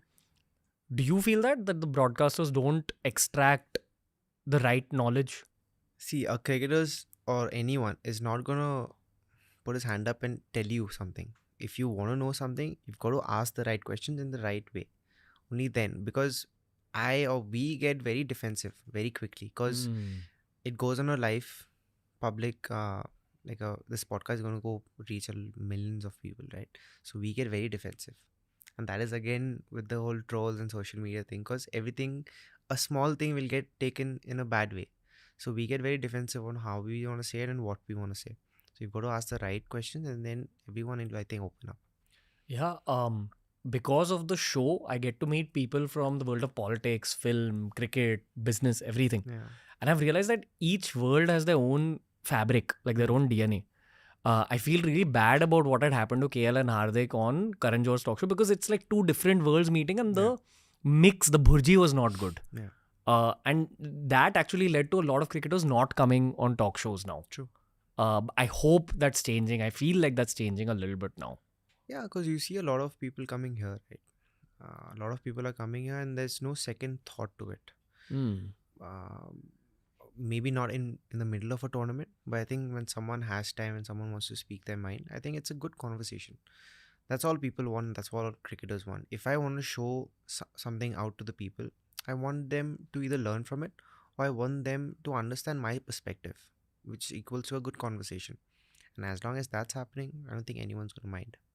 Do these pieces, and I'm not just talking about my show, I'm talking about all cricket talk shows and all that, does it travel within the cricket world? Like, do you guys share reels with each other related to cricket, or is it Um, it's mostly fun. okay? Mostly fun. Serious stuff, though, we don't really send. Me and Dhruv send a lot of motivational stuff. So like mama mentality and all of that. We and me and Dhruv share a lot of that. But then mostly it's fun. It's maybe snippets from a clip, and if it's something inspirational, it'll always be one to one. It'll never be in a group. That's the Hmm. thing with cricketers. You tease the foreigners any galis? For they learn themselves. They'll ask us and they'll learn. They don't. We don't have to teach them. So I'm like, fine, boss. Whatever you want to know. Is Joss Butler as like Pavam? No. Jaws by is very fun. Jaws by is, after a certain point, he's one of the funniest guys. He's very this thing. What do you say? Fun. How is it like with the foreign cricketers in the dressing room? Because they're all either international cricketers or they've done really well domestically in their own countries. Hmm. What kind of flavor do they bring to the locker room? Joe Root was with us last year, and I was just begging him, like, Rooty, please do not take my stuff outside the dressing room. I do not want you to do that. As He's in? like a legend of the game, right? I went into bed, he's like, hey, Ree, what's up? What do you want outside? What do you want outside? He'll take your stuff, he'll put it outside, dry it out for you, and stuff like that. I'm like, Rooty, no. I know it's very normal for you, but I just can't. So they bring a lot of humbleness. I've learned this from English cricketers. It's like Joe Root's a big name in cricket, probably one of the biggest names in Test cricket, especially. He just acted like he was there for the first time. I mean, he was there for the first time, but then he was like a newbie. He was trying to learn things from us. He was trying to explain things. I just told him once. I think we were on a flight, and I wanted to improve my reverse sweeps and my sweeps. He left his batting next practice session. He was just standing behind the nets. He was like, okay, do this, okay, do that. He was not. He didn't bat, and they love to bat. He just didn't bat. He went off. Like I went off, and then he called me to the side with like tennis balls and stuff like that. And he was like, sweep this, that, this, that. So I think it's a lot of humbleness, and I think we can learn a lot from them. Did Trent Bolt teach you anything about batting? He's the most hilarious cricketer I've ever come across. He says the weirdest things, like while batting. He's like, first of all, he's scared. He doesn't admit it. He's scared. He's so scared. I'm loving that I can say this on a podcast. He's got this own flamingo technique as well. The way he defends this. The first thing he asks when he comes to bat with me, how fast is it? How fast is it?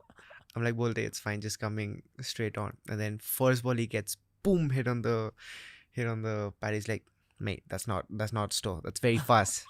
Go take the strike and play it. So it's fun. He's a fun character. Why has he become a great? Trent Bolt. He knows how to differentiate. He knows how to keep the game in the game and have a normal life outside the game. He loves his golf. He's a great golfer. He has his family. He loves his kids. He loves his family. Spends time with him. And when he's on the field, he's just switched on. There's nothing else that goes on in his mind. So I think that's a big differentiator. I think keeping those two things separate is very hard to do. Once you have a big family like he does, and once you are good at things other than cricket, it's very easy to like indulge in those things, right? But then he just keeps it very professional. Hyper professional. Yeah. That's what they say about the whole New Zealand team. Yeah. That it's probably the most professional team in cricket. New Zealand, they're just athletes. They're just like proper athletes. I don't know if it's the genes or if it's anything, but then they just do everything so well. Especially fielding and stuff like that. They're just incredible. And humans as well. Daryl Mitchell was one of the, I think, nicest human beings I've ever come across. 2022 IPL, when we played the final. Just what a sweet guy. Just what a sweet guy. What are the West Indies boys like to be with in the dressing room? They are very fun. Robin Powell came in and he was just the best. Their accent is very fun as well. So the way they say things, and actually, I thought Robin would be like very fun and like always joking around because Hetmeyer is, but Robin actually had like knowledge. Like I didn't expect that from him. He's the West Indies captain. Of course, I knew how he would know how to play ball, but then he just had a deep knowledge of cricket, a deep knowledge of what he brought to the game and what he brought from his country. So I think it was really nice to know these people. What are their backstories in terms of, do they also face the kind of intensity that the Indian guys face when coming up through domestic? Like, do you ever go into deeper conversations with the You'll West Indies guys? We do, but the competition here is different. You don't have to face that much of a challenge when you're playing from West Indies. I mean, of course, challenges are there, different challenges are there, but then cricket wise, I don't think there's any other country who faces challenges like we do here in India. Little random question. Have you traveled through the rest of the Northeast also? A little bit. Meghalaya, Sikkim, Gangtok, and all of those. Cherrapunji, Shillong. I've traveled those places, but I'm not like traveled. So I'm yet to do that. Where's cricket culture at in the rest of the Northeast? Or even Assam, bro? Like, It's tell me as an Assamese cricketer. it's tough. It is very tough. It's because, like I said, first, so there's no pathway. There's no way of showing. Now I'm playing the IPL, so now at least people know what to do. Youngsters now know at least what to do to at least play the IPL. Play 50 games of IPL. Okay, I know what to do. Before, though, it was like no infrastructure. Now they've got an international stadium, but then there are no grounds to practice. I was doing a Red Bull shoot, I told you yesterday, right? So I went to this field, Mahalakshmi Railway something. They had a proper field and a great wicket. I'm like, this is nowhere to be seen in Assam. Because I don't know, it's the rain, it's the weather, it's everything that combines it, and we just don't get wickets and we don't get good grounds. I saw here, it's just lying here, it's someone's playing a tournament, it's like a proper full fledged tournament, and it's like a domestic tournament. And I'm like, damn. Do you think the reason you became Riyan Parag is because your father was also a cricketer, so he kind of knew the challenges of becoming a pro cricketer in Assam? It's always a help. But then my dad also told me this. Ki I played a certain level because I never thought I could play for India. Never thought about it. Now you have thought about it. Now I can help you to a certain level. He can help me play Ranji Trophy cricket. Like he can get me there and prep me there. But everything after that, you got to learn it yourself. He gave me a good start, but then everything else I had to figure it out myself. Because once you leave from Assam, once you play tournaments, the culture is different. Assamese people are shy. Podcasts and all, we've never heard of podcasts when I was growing up. Like nowhere to be seen. If you saw, we saw two lights. When I was growing up, I had to teach myself how to give speeches, how to speak in front of people, how to speak in front of cameras, and it's a lot. It's a long journey, so you got to figure it out yourself. When you play domestic matches against the other Northeast states, is there a difference in quality between, Assam and Meghalaya, Assam I'm and saying, say if you're playing Assam against Maharashtra, Assam against Punjab, yeah, and then you're playing Assam against Meghalaya or Arunachal Pradesh. it's not even a comparison. One layer deep, it's because of facilities. Facilities, lack of infrastructure, lack of guide, lack of knowledge. Because if you want to play cricket, Mumbai, I can go to Azad Maidan, I can play a game of cricket. If I want to play cricket in Assam, where do I go? Guwahati, I can still go somewhere. Other districts, Jorhat, Nagaon, Hojai, and all of those small districts, like where do I go? If it rains, it's gone. Till the sun dries it out himself, gone. There's no one, there's no curators who's gonna come and put a cover on the wicket, put sand on the bowler's running mark, and then just build something. So how do you like compare that with Maharashtra? How do you compare that with Punjab? How did you get scouted at age 17? I actually came to Mumbai. We had a trial at DY Patil, and they asked us to bat First ball I hit for a six. Second ball I got out. And Zubin sir really liked that intent. And the next time I came into bat, there were two bowlers from Assam.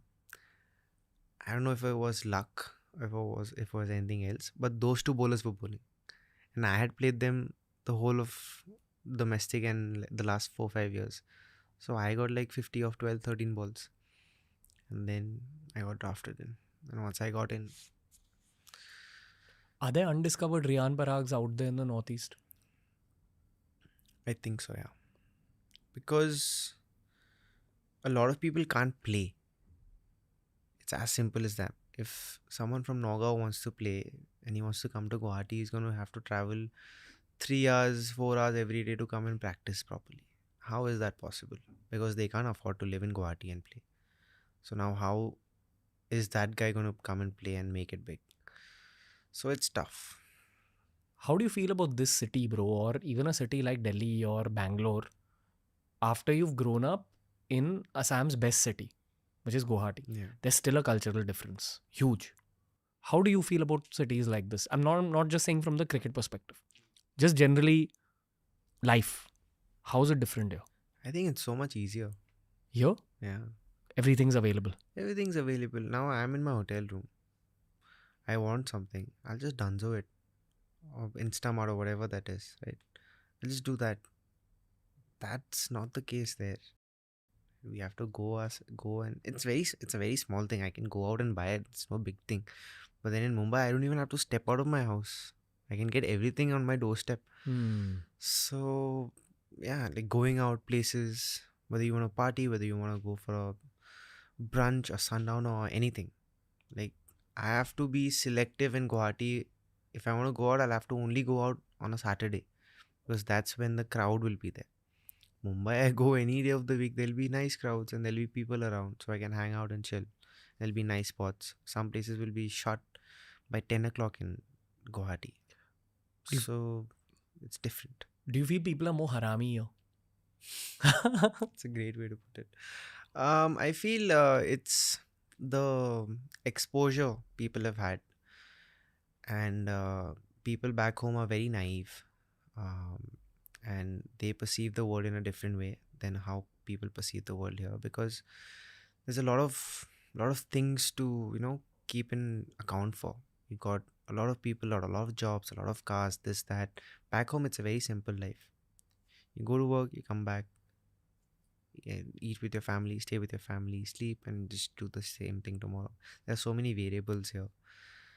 Trucks, cars, metros, this, that. Metros, so we don't even have metros, right? So it's a simple life, but I honestly, if I had to choose, I like Assam more. Yeah. It makes me respect guys like you a lot more. Beyond just you being good as a cricketer, dude, you understand this when you've truly been to Guwahati. Like I went to Ranchi for a friend's wedding a couple of years ago. It made me respect MS Dhoni to another degree because I realized he's come out of here. Like it's so different than the facilities you have in the cities, the culture you have in the cities. So again, it kind of baffles my head in terms of how did you become Riyan Parag without growing up in Mumbai, Delhi, or Bangalore? There's got to be something. I understood the fact that I always had to do more than someone who was at the same level, was from Mumbai or Delhi. If a guy from Mumbai scores 300s and you're from Assam, you have to score 600s. It's a very simple deal. I don't like now the players that I play with in Assam, they complain, right? They'll get 400 runs in a season. They'll be like, oh, I didn't get Duleep Trophy. I'm like, first of all, that's a very shit equation. If someone's scoring 500 runs and he's from Mumbai, and you got to score more runs, then score 700 runs. Score 800 runs, and let's see who's not taking you in the team. That is the mindset I'm trying to install in Assam. Like, do something extraordinary. I don't want you to have variables on your selection. Okay, this guy has 10 more runs. This guy has 50 more runs. So we're taking him. I want to like outright smash the competition, especially in domestic. Like, get 500s in a row. Who's going to stop you from playing the other trophy? Who's going to stop you from playing the Leap Trophy, right? So once that mindset comes, I think we'll win more games. That is still coming. We played the semi-finals of the Mushtaq Ali last year.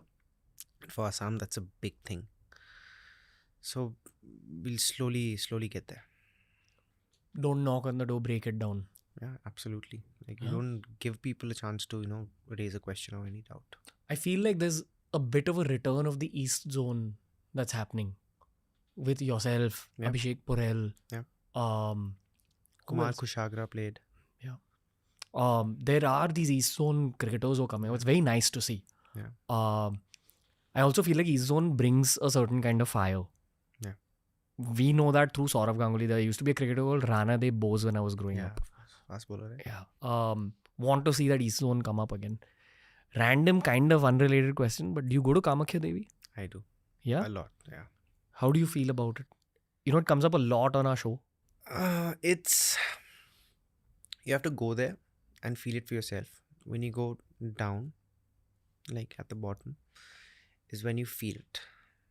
It's all fun and games when you're staying outside, having that great drive up top, but then you actually go inside and then you have that 10-second window where you can actually Mata Teko. exactly. That's a different aura. So yeah, Do you visualize a reality 10 years on, 15 years on, where we have a Guwahati team? I wanted to, and I want to captain it. That'd be insane. That'd be great. Let's see. Do you think there'll be even more teams added Yeah, on? yeah. They will Hmm. in time. I've heard chatter like it's going to go into an EPL style tournament eventually. That's a lot of cricket, boss. How do you feel about that?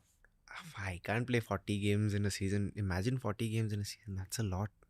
Because 40 games a season means you have to cut down at least how many months? EPL goes for how many months? 12 minus 3, 9. There's no way we can play that. Because then the whole competition will be out. Because a lot of people will have international duties. A lot of people will have domestic duties and stuff like that. It'll be a, I don't think, I'm not game for that. I like this. It'll be too intense on the body. Yeah, too intense. Hmm. And I don't think it'll be fun. I wouldn't like it. As a fan, Because yourself. no, as a cricketer. Because IPL, the main thing that I like is the involvement we have of all the players. Like everyone there for 2 months. It's a great bond that we share. Like from different countries, everyone's there. No one's playing any other cricket. Everyone's there for 2 months. We're spending time together in the hotel. We're spending time together in practice. It's a fun thing. That'll go away. So what's the point? When it comes to the IPL, I feel like RR has built a crazy culture. Hmm. Like you guys, the progress we spoke about, steady progress, seems like a very healthy team environment. Sanju seems like a great captain. Do you hear about chatter from the franchises that are not doing well? Like when you have bros playing in other franchises which are not doing well. Is it a case of the owners interfering too much in the cricket? I would not be the best guy to answer it because I've not experienced it. And I always believe in not having opinions if I don't know about it. Fair. I've seen stuff on TV which is very easy to, prompt and say it out loud. But then, like, we don't know. Neither have you been in some other franchise, neither have I been in some other franchise. So we are not even there to, we don't even have the right to judge. But then we've had chats with players on mostly good stuff. On we always talk about how, because me as a 6 year old guy in RR, the management asks me how we can improve stuff. So I always talk to players. I talk to players from RCB, Mahipal, Anuj, and all. Like, what are you guys doing? Like, how are you guys handling this? How are you guys handling that? As much as I can incorporate good things from other teams, I can like incorporate that with Rajasthan Royals. So I personally, I don't know about other guys, but I personally like talking about what positives are there in that team, because it's an IPL team. There has to be something going right if they are sustaining for this longer period, right? So I always like to talk about that. You know, one of the fan opinions when this whole Hardik Rohit thing was going on was that Riyan Parag has gone through so much mental health trauma in the last 2 years that he's the right guy to empathize with Hardik right now. I'm nowhere near Hardik Pandya. First of all, Hardik has done insane things for our country. People forget that in a jiffy. Yeah. Hardik has won you games in the World Cup. Hardik has won you trophies. So let's not even compare me with Hardik. All I was talking to him was how was he dealing with it? I supposed to deal with it if I was in a similar situation, and basic cricket in general. That's all I was talking about.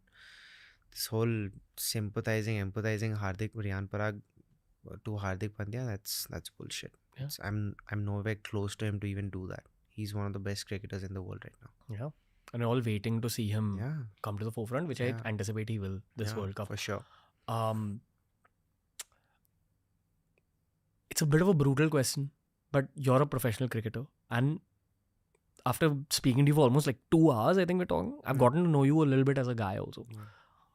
I do understand that even your ambition is like some other level. That's how you've even gotten to where you've gotten. You have very high goals for yourself.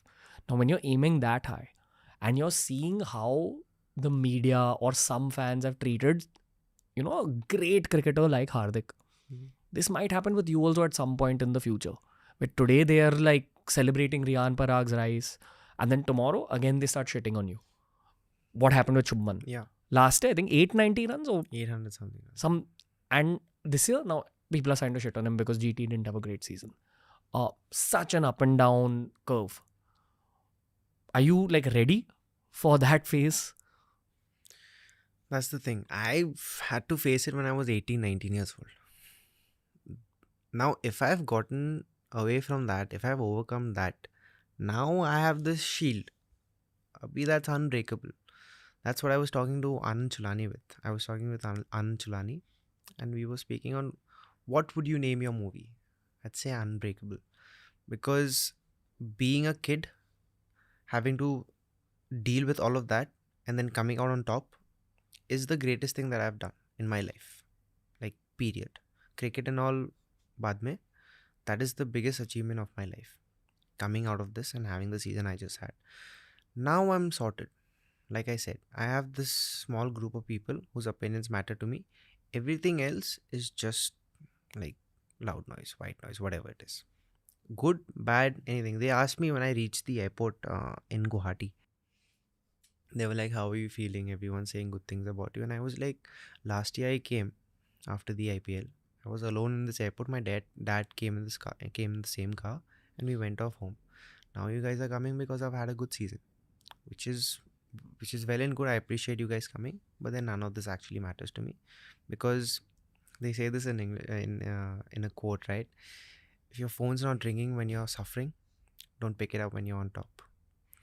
So my phone wasn't ringing, and not that I'm saying I'm on top, but then I'm on that path, so I'm not picking up any more calls.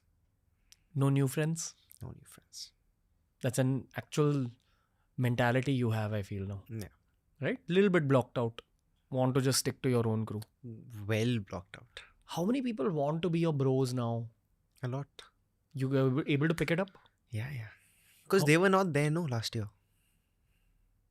They were not there. So now I know. How's your human experience outside the field, man? Like now, especially after getting off this third highest run scorer thing. People be gifting you things, sending things to you, calling you. Phone is full, like notifications are off. People I don't meet. Instagram I don't check. So no one has access to me. I don't let anyone have access to me only. Other than mama. Huh? Other than your mom. Of course. Mom, dad, a few other friends, and that's it. Uske siwai, I don't need many people, dude. You don't need a lot of people in your life. It's an exaggeration key. Oh, you need to have a big group of friends. If that works for you, sure. Personally, it doesn't work for me. I get distracted because I'm not here to please anyone. I keep my life very transactional. I'll say this out loud, is apart from those 4-5 people, which is unconditional love, everything else is transactional. If I'm not getting love from you, if I'm not getting money out of you, if I'm not getting knowledge out of you, I don't want that conversation. Now with you, I can share my story. So this is giving me something. You are gaining something from this. And it's a very transactional story. It's very blunt, Yeah, but bro. it's very No, transactional. And I feel that's mature what you're saying. yeah, and I feel a lot of people do so many things just to please someone, or just so that they don't get upset. Okay, he'll be upset. I'll just go to this party. You're not benefiting anything from that. That guy's gonna forget after that night. So I think I like to keep it like that. And if I'm not gaining from a conversation, I don't engage in it at all. The one aspect I feel bad about when it comes to young cricketers is I see some young cricketers at parties and I see the vultures around a lot. I'm like, poor guy. And a lot of, I feel you're a street smart guy. Not everyone is as street smart. Yeah. People are not able to pick it up. True. I'm sure you're getting Rolexes and all that gifted from people. Rolexes, parties, invites, VIP booths and everything, whatever goes on in a party. Yeah, it's very easy. It's tempting and it's very easy. It's very easy to give in. I don't blame people who give in because it's that easy. But then that's the differentiator between a good player and a great player. Intoxication shouldn't get to the great players. See, I always say this: good players make mistakes and learn. Great players watch the good players make mistakes and never make them in the first place. And that applies for cricket and life. What were your mistakes? Listening to social media, letting other people's opinions affect me. I never made cricketing mistakes. I mean, on the field mistakes, of course, execution and stuff like that. But I never made big blunders. The only blunder that I made was when I first came into the IPL, had a great season. I let other people's opinions affect me. Like? You're a great batsman. You should play for India. Oh shit, I'm a great batsman. I should play for India. I never had that come from me. I was letting other people like say it and affect what they were saying, and then I took it very nicely for the first year, and then next 2 years when they started shitting on me, I started taking that also. I started doubting myself. Fucking 18, bro, at that point. Yeah. 18, 19, 20, 21, 4 years. Just abuses and trolls. Just that. And you only get that one window of the IPL as an opportunity to erase a year full of suffering, maybe 2 years full of suffering behind you and in front of you. Yeah. You know that if you're going to have a not so great IPL, the coming year is again going to be troublesome. That's what I said. No, this year if I didn't perform, I was out. Playing with that Mamba mentality. I would have still played. The caliber I think I have and the skills I possess, I would have played the IPL 1-2 games here and there. Every 14 games, I would have played 1 game. I would have played 2 games here and there. But that which I want, which I keep on showing, nahi hota. That's what it takes. That's what it takes. At the level of the IPL. Okay. Riyan Parag, it's been a pleasure. It's been a pleasure, my brother. Really, really appreciate you opening up the way you have. I think too many people, even after your success, have too many opinions about you. But people needed to get to know who the real guy is behind the batsman we know Riyan Parag as. You're a fun, normal dude, but definitely a lot of Mamba mentality going on. Thank you. Beard mode activated. 2.0. I have rooted for you since your debut in I RR. remember, yeah. DM'd you back then because there's always been something about you. And it's not just me. It's a lot of cricket fans.